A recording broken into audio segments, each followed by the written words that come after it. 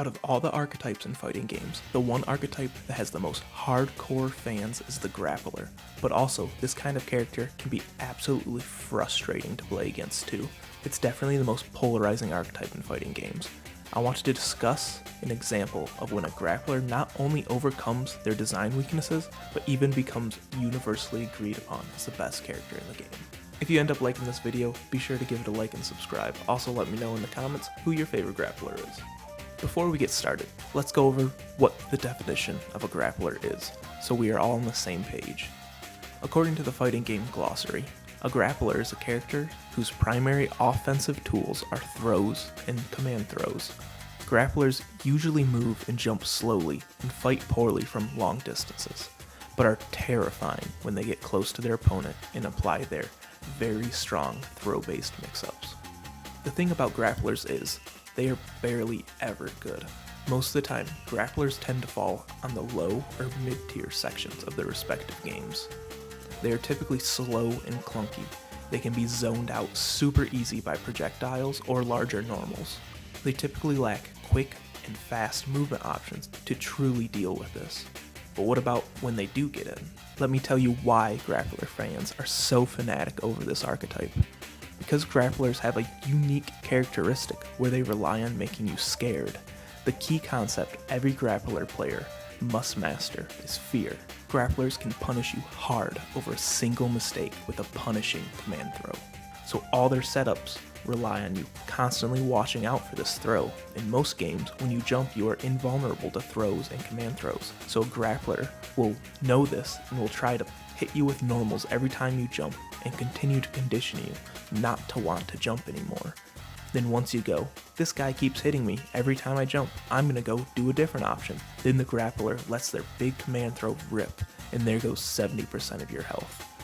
It can feel awful when you're on the receiving end, but you know that Grappler player is smiling ear to ear on the inside. Alright, so that's enough setup. I want to talk to you about this character, Geto. In Samurai Showdown 5 Special, he's typically considered top 1 on the majority of tier lists. He's a big body Grappler who's pretty slow and has an absolutely punishing command throw, so let's see what makes him top 1. First of all, this archetype just flat out works better in the flow of Sam Show. The game tends to be slower and methodical. It's much easier to play a big body Grappler when you don't have a character like Milia air dashing all over you. But Geto actually has something really nice about his movement. Every character in this game has access to a roll, but Geto's roll has longer invincibility than any other character, which greatly increases his ability to get in and open up for mix-up potential.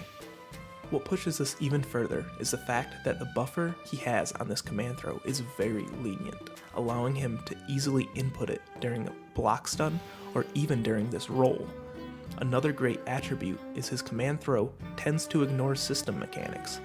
Kenki Gauge is a gauge located under your health bar that fills up the longer you don't attack. The higher the gauge, the more damage your attack will do. But Geto's command throw ignores this, as well as defense modifiers, and always deals a consistent damage, so you never have to worry about hitting your command throw at an inopportune time. So if you have an opening for this command throw, go for it. Another issue that Grapplers tend to face that Geto doesn't is his range. Most Grapplers don't have decent range on their normals, but this is the exact opposite for Geto. He has great range, just look at him swinging away. His hitboxes are massive. You don't have to worry about stubby normals. I would even say you could potentially get away without even hyper-focusing on the command throw. His normals are just good. The only downside to him is his execution's sort of weird, but with enough practice, it doesn't really matter.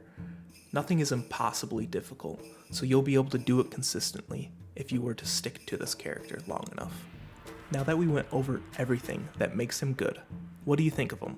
Were you an existing Grappler fan, excited to try this game out now? Awesome. If I scared you away from this game, I'm sorry. I swear this game is really good. Geto might be horrifying in both his appearance and his gameplay, and I know a lot of people in the community do not enjoy fighting against him, but I think this is a perfect example of what a top tier Grappler looks like. He isn't overly powerful to the point where he isn't fun to fight against, but he has the tools to comfortably stand atop the tier list. Let me know what you think in the comments below, and have a good day.